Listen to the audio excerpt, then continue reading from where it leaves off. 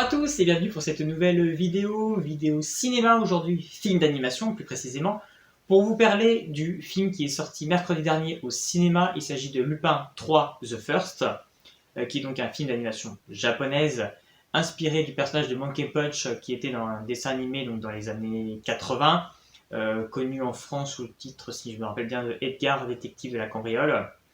J'ai jamais vu, j'avoue, j'ai jamais rien vu voilà, j'ai vu le générique, je connais les musiques, j'ai vu vite fait l'histoire. C'est inspiré donc du livre de Maurice Leblanc d'Arsène Lupin, qui d'ailleurs a été fortement déplu par la famille, qui l'a jamais reconnu. Il y a eu des problèmes du coup de droit, je pense que c'est pour ça que le dessin animé a un petit peu disparu à un moment donné. Il y a eu plusieurs films qui sont sortis au cinéma, dont un, Le Château de Cagliostro, qui était fait par Hayao Miyazaki. Mais c'est vrai que voilà, c'était quelque chose que je ne connaissais pas, j'ai aucun souvenir de ce dessin animé-là, mais je connaissais le personnage de vue. Et j'avoue que je suis tombé sur cette bande-annonce qui m'a vraiment extrêmement plu de Lupin 3 The First, parce que j'ai aimé le dessin là en mode 3D, ça faisait vraiment très moderne, on était dans un esprit de film d'espionnage, donc voilà, la bande-annonce m'a emballé, on retrouvait la musique du dessin animé des années 80, donc tout ça faisait que j'étais extrêmement emballé. Voilà, il n'y a plus rien de toute façon maintenant, plus au cinéma qui sort, tout est décalé à cause du Covid, donc je me suis dit pourquoi pas, ça peut changer. En plus, aller voir un film d'animation japonaise, ça change, j'ai pas l'habitude d'aller voir ça au cinéma. Donc je suis allé voir Lupin 3 The First au cinéma. Donc Lupin 3 The First, quelle est sur l'histoire? L'histoire en fait raconte l'histoire en fait. Donc on est pendant la Seconde Guerre mondiale. On suit le professeur Bresson qui visiblement a fait une découverte, qui va sans doute cacher en fait dans un espèce de livre protégé par un code secret. Et il va le confier du coup à ses enfants qui partent avec donc ce livre.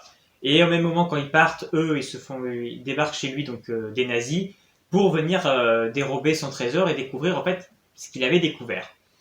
Et une voiture part en fait en course poursuite.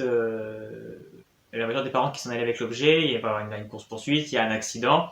Et on va y avoir un professeur, un chercheur allemand, qui va réussir à mettre la main sur un des éléments, mais pas sur le livre de Bresson.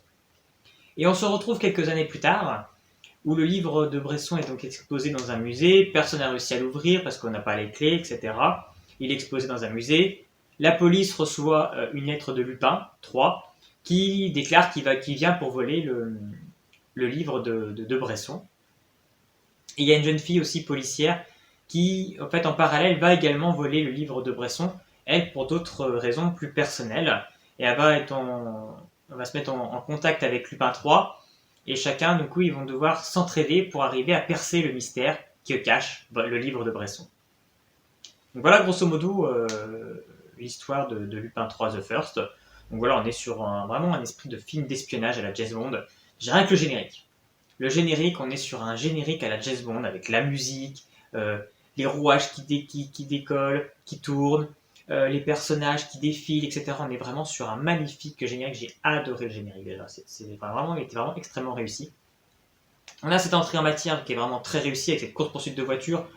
Voilà, on est vraiment dans quelque chose d'assez déjanté, qui est assumé. Par moments, ça peut peut-être déranger certaines personnes. Si certaines personnes veulent voir quelque chose d'assez réaliste, là c'est pas le cas. On a vraiment quelque chose de déjanté. Mais c'est l'univers de Lupin, et je trouve que ça c'est vraiment très réussi, ça nous fait sourire, ça nous fait rire, et on passe un extrêmement bon moment.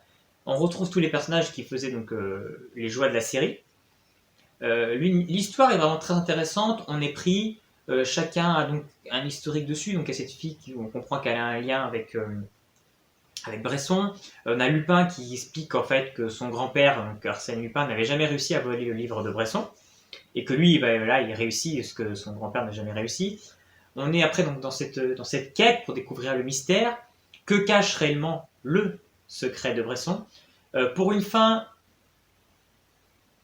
que moi j'ai trouvé peut-être je m'attendais à quelque chose d'un peu plus réaliste, et finalement on est parti sur quelque chose d'assez futuriste, d'assez grandiloquent, mais en même temps c'était cohérent avec toute cette histoire vraiment déjantée à la Lupin. Voilà, Lupin par contre est vraiment très bien mis en avant, c'est vraiment le gentleman, il est toujours très classe, il a toujours les poses, voilà, il est juste magnifiquement mis en valeur. L'animation, moi je l'ai trouvé magnifique, les plans sont magnifiques, La 3D est très bien fait, on est quelque chose vraiment de très lumineux, c'est très joyeux, c'est très beau, c'est très bien réalisé. Vraiment là-dessus, rien à dire, les scènes d'action sont super, que ce soit la course de voiture, la bataille d'avion entre le gros et le petit avion, voilà, l'animation est parfaite. Et on est embarqué dans cette histoire. J'ai aimé la fin, tu vois, tout le côté avec les nazis, etc. C'était plutôt bien amené. On retrouve, voilà, c'est dans des films d'espionnage un peu à l'ancienne. Je trouve que voilà, c'est cohérent et c'est vraiment un bel hommage aussi au. Finalement, ce dessin animé est un hommage tant à la série animée des années 80 de Edgar la Cambriole, mais aussi pour les films d'espionnage parce que carrément, on est dedans, on est dans l'hommage. Donc vraiment, j'ai passé un excellent moment devant ce dessin animé. Voilà, c'est pas le dessin animé du siècle. Voilà, on est vraiment dans de l'animation japonaise, une très bonne animation. Voilà, on est dans une histoire vraiment qui part sur quelque chose d'assez futuriste. Voilà, comme aiment les concepts un petit peu comme aiment les Japonais. Vraiment, on est dans cet esprit-là. Je peux pas comparer en fait si ça fait honneur à la série ou pas parce que je connaissais pas la série. Mais en tout cas, je pense que ça fait honneur aux personnages. Les personnages ont tous chacun leur petit passage, leur petit rôle. Et voilà, je pense que le personnage de Lupin est extrêmement bien mis en valeur et je pense que son côté gentleman et voilà, intelligent, rusé est vraiment très bien mis en avant. C'est drôle, voilà, il y a des passages très très drôles. Donc voilà, moi j'ai passé un très bon moment de cinéma devant ce film. On voit pas le temps passer, en plus il est pas si court que ça, il doit bien durer l'heure et demie. Donc voilà, c'est vraiment très très plaisant. Même si effectivement, bon, la scène de fin est peut-être une scène de fin un peu longue finalement. Peut-être été un petit peu déçu par la fin. J'aurais peut-être voulu autre chose ou que ce soit amené différemment. Ou voilà. Si j'avais un petit bémol, ça serait sur la fin. Mais sinon, voilà, je trouvais ça très plaisant. Si vous aussi vous avez vu Lupin 3 The First, n'hésitez pas à me laisser un petit commentaire. Si vous connaissiez un petit peu plus la série animée, pareil, n'hésitez pas à me laisser un petit mot. Et puis sinon, on se retrouve bientôt pour une prochaine vidéo. À bientôt!